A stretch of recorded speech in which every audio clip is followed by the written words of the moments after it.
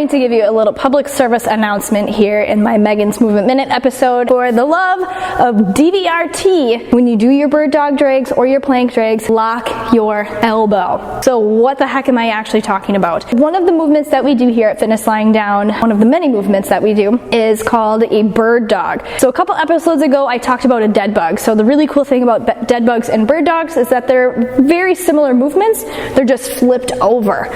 So we are going to, or I am going to walk you through setting up a successful bird dog. You'll begin on your hands and knees. So as we set up here, big thing to think about, this wrist is under your shoulder and your knees are stacked up under your hips. So what happens if our hands come out? You'll see that my shoulders and my trunk kind of angles down. That does not put you in an optimal position for your bird dogs. So again, step number one, wrists and knees underneath those shoulders and your hips. Step number two, we need to grab the ground and we need to really emphasize that push into the floor. So from here, this elbow that I'm pulling the bag through needs to stay straight. Now, why is that important? Can't I just kind of rip it and grip it and bend my elbow?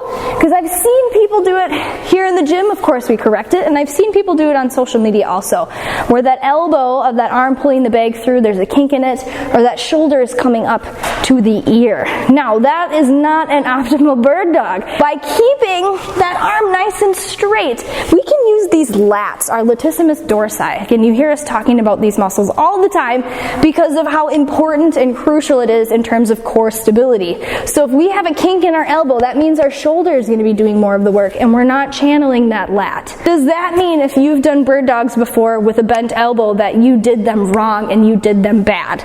Not necessarily, but you can always do them better. And so again, that's where locking up that elbow is going to come into play. All of these rules apply regardless of if you have an Ultimate Sandbag at home or not.